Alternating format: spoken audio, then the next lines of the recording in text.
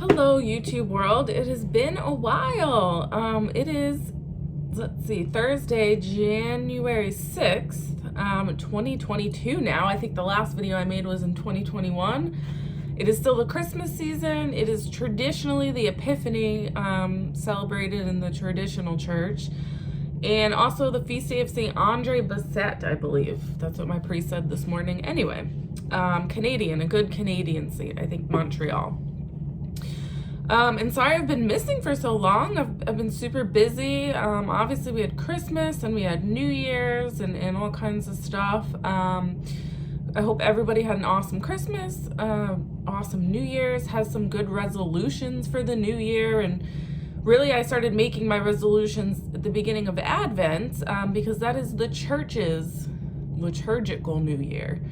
And I've been finding myself really trying to follow the liturgical calendar more than the secular calendar.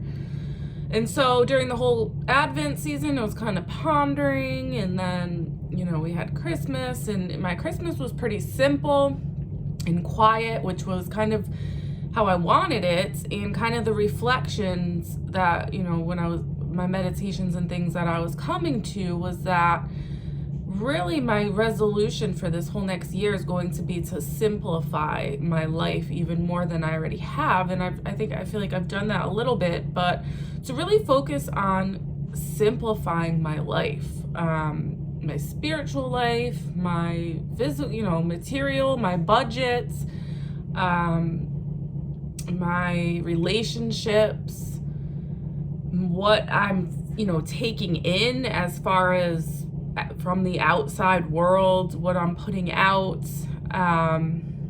So that is what I will be working on, and I've been greatly helped already. I'm banned again from Facebook, so there's that. This time let's see. I had a warning because I posted a news article from a doctor speaking out against the jabs. And then most recently I was trying to post a link of an interview that Cardinal Mueller had given. And Facebook took my post down and restricted my posts for 90 days. At first they had said that they were just going to make my post go to the bottom of people's news feeds.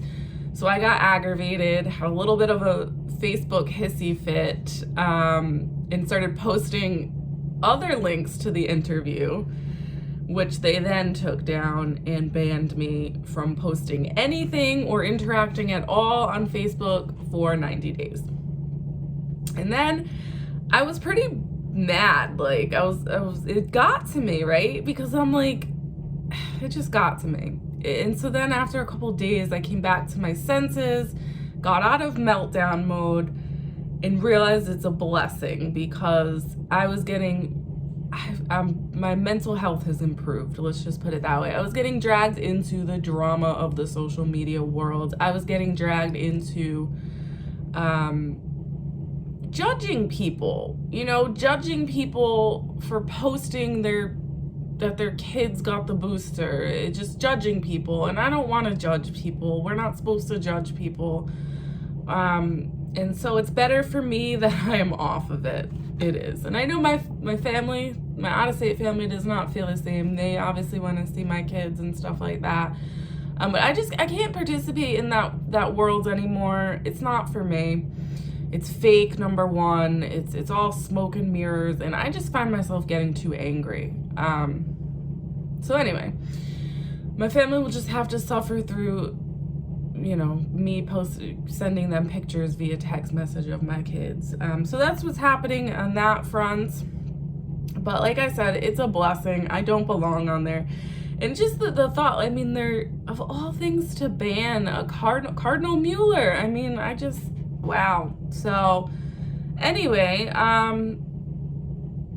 so I have more time now to focus on what matters. And what matters is not running my mouth to people who are not going to change their minds, okay?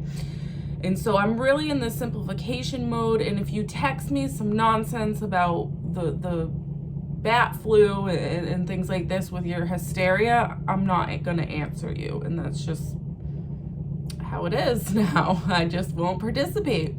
If you confront me out in public about wearing a mask or forcing me to wear a mask, I'm just going to ignore you. That's what I've been doing. That's what I'm going to keep doing. And that's that. So, you know, you don't have to get mad about it. I'm just going to go about my life. And so I found this awesome book that I ordered myself for the new year, for the secular new year. Because I had some other things I was doing during Advent. I did finish I don't know if I even said I was doing it, but the St. Andrew novena, St. Andrew Christmas novena, that was awesome. I did finish that. That's from November 30th all the way to Christmas Eve.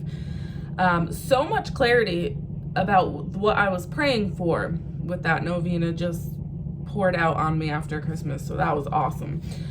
One thing I did slack on during this Christmas season has been my rosary, and that had drastic consequences, and I think led me to my hissy fit and mental breakdown. Not really a mental breakdown, but just me taking things more to heart than I normally would. Like, usually I wouldn't care about being banned from faith, like, who cares, right? But it just really hit me, and what I realized was, looking back on it, for those like 2 weeks, I was not going to daily mass because my kids were home and I didn't want to drag them to daily mass because they were on Christmas break. I got lazy with my rosary.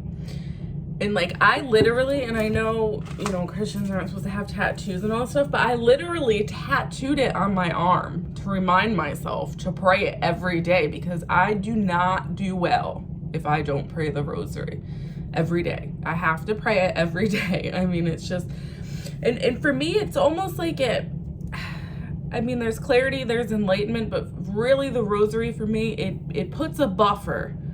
I feel like it envelops me, and it's really metaphorically or maybe physically the mantle of Mary. It envelops me in this buffer. There's a buffer between me and the madness. And so when that buffer goes away, the madness comes in.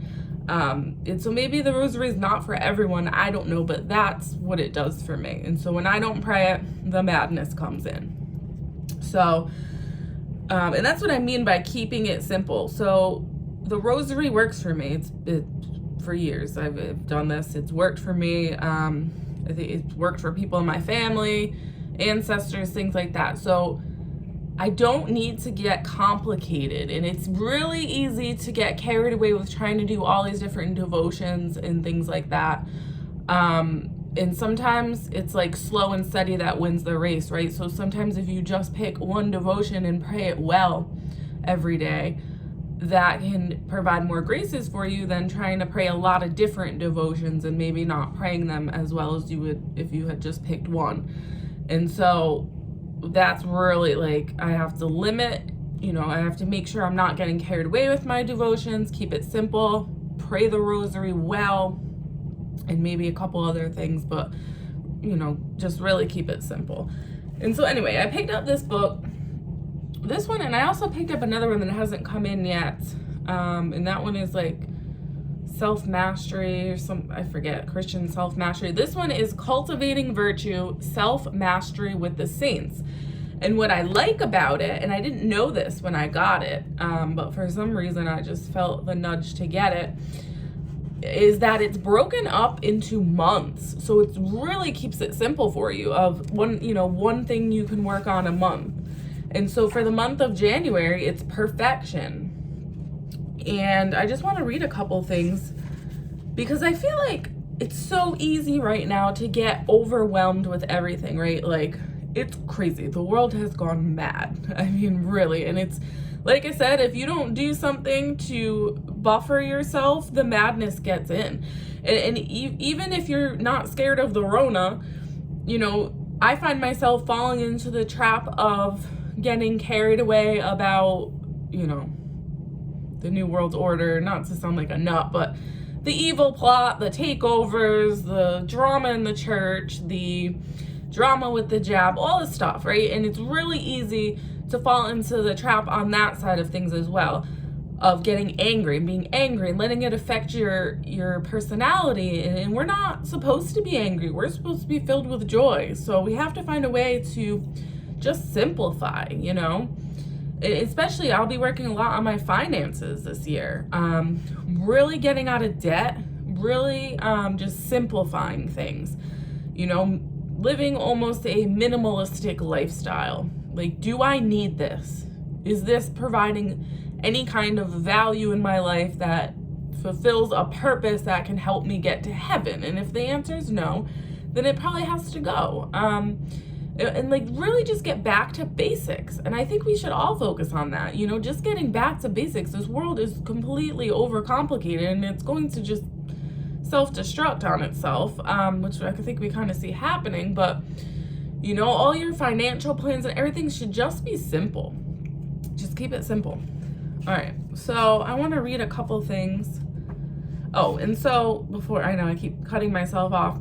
Why do I always read about the saints? Like, why do I love reading about the saints and reading their works and things like this? It's because when you have a goal, right? Any goal, like if you want to be rich, materially wealthy, or you want to be, you know, good at a sport, you study the people that have already done it and you try to imitate them and get, you know, where they got by doing what they do. And so the saints are like that for us as Catholics, right? So they've already figured it out how to do it. And so if we read about them and read what they have to say or try to imitate them, then we have a better chance of reaching our goal. Not only that, but they're like on call, right? Like they're in heaven. They can help us. They can pray for us. They can intercede for us. They can help us with our lives.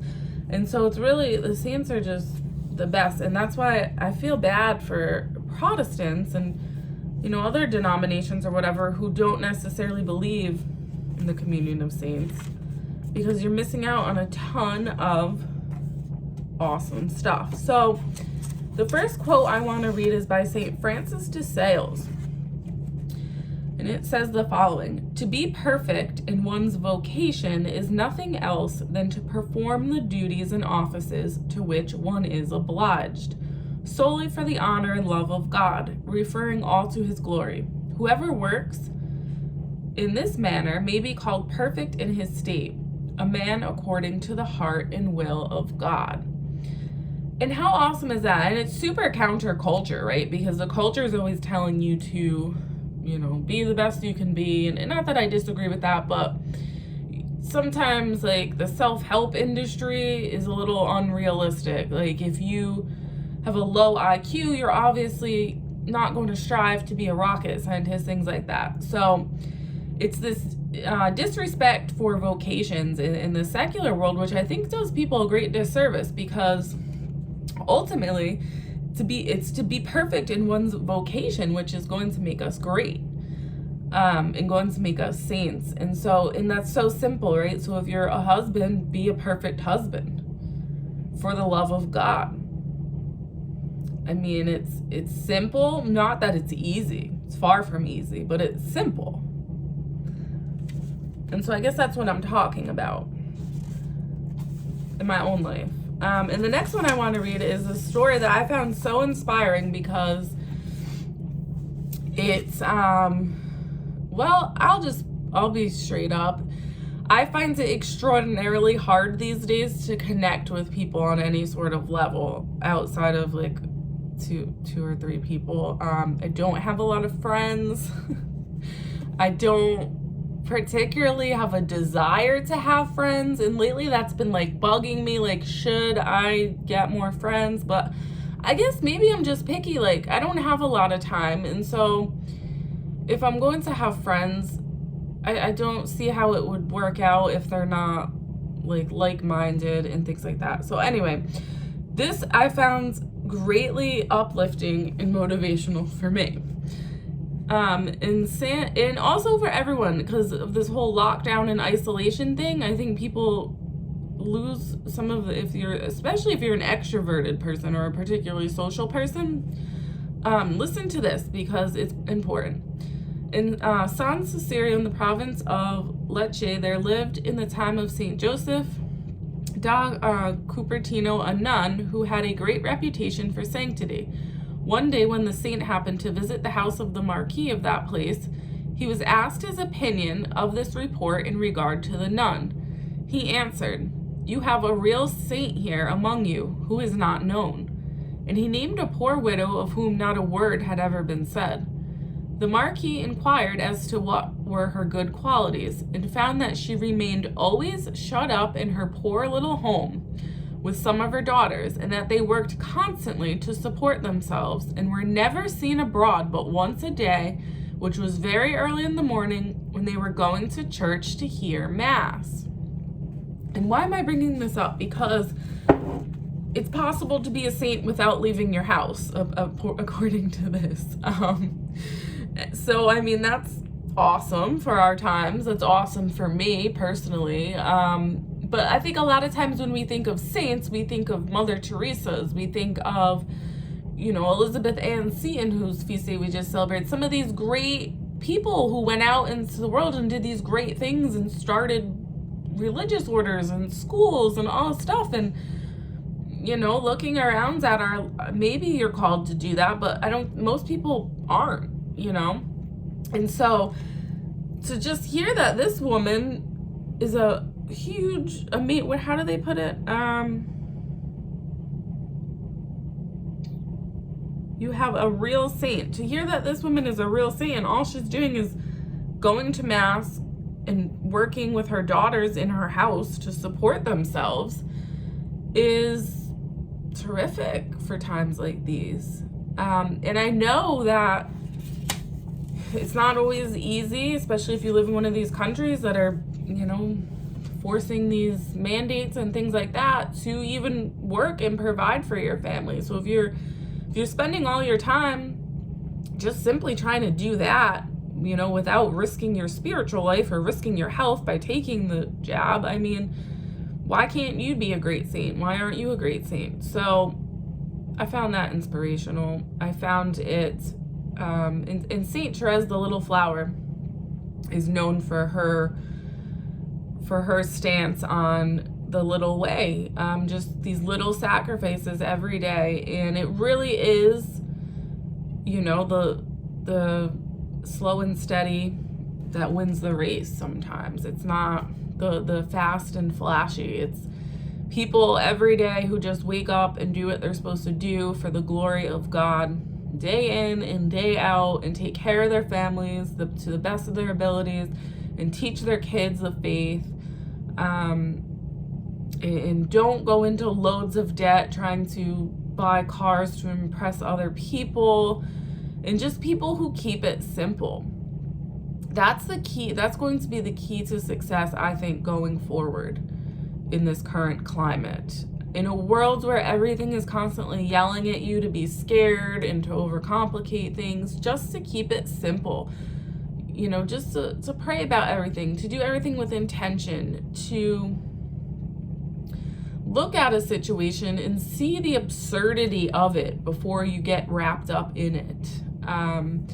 I have people text me, this one has COVID, blah, blah, blah, and I'm looking at the list of people they're naming, and it's all people who are vaccinated, people whose Facebook profile picture says, I'm boosted, I got my it's just pure madness. How are you not ashamed of yourself for even texting me that? I would hide that. I don't know, it's crazy. It's a crazy world. So anyway, I hope y'all have a great night. And I hope you had a Merry Christmas and a Happy New Year. And don't forget, keep it simple, stupid. Joan of Arc Media out.